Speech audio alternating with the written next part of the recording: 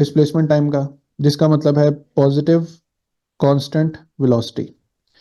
ये ग्राफ बनाया मतलब मैं रेस्ट पर हूं, ठीक है। ये ग्राफ बनाया मतलब वेलोसिटी इंक्रीज कर रही है और डिस्प्लेसमेंट भी इंक्रीज कर रही है। ये ग्राफ बनाया तो मतलब वेलोसिटी तो डिक्रीज कर रही है मगर डिस्प्लेसमेंट अभी भी इंक्रीज ही कर रही है। यहां पे भी डिस्प्लेसमेंट इंक्रीज ही कर रही थी।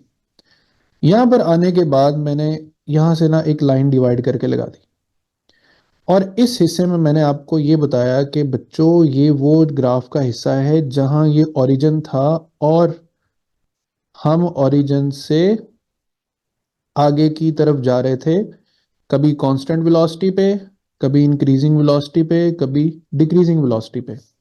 और अब हम आते हैं ग्राफ के उस हिस्से पर जहां हमने अपने ओरिजिन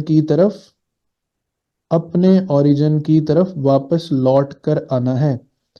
तो ये मैं पहले हिस्से में लौट कर आया, नेगेटिव कांस्टेंट वेलोसिटी, मतलब मैं यूनिफॉर्म स्पीड से वापस आ रहा हूं।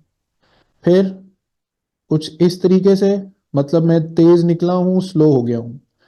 फास्ट टू स्लो, मतलब वेलोसिटी क्या कर रही है, डिक्रीज कर रही है। एक्सेलेरेशन का साइन नेगेटिव। और फाइनली मैं ग्राफ पे जब इस तरीके से ड्रॉ करूंगा नेक्स्ट पार्ट, तो मैं स्लो था, फास्ट हो गया। इसका मतलब है कि मेरी वेलोसिटी इंक्रीज कर रही है और एक्सेलेरेशन पॉजिटिव है। यहाँ पर एक्सेलरेशन पॉजिटिव है, यहाँ पे एक्सेलरेशन नेगेटिव है।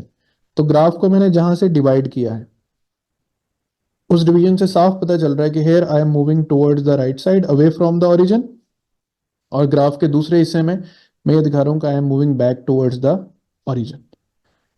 तो ये पूरी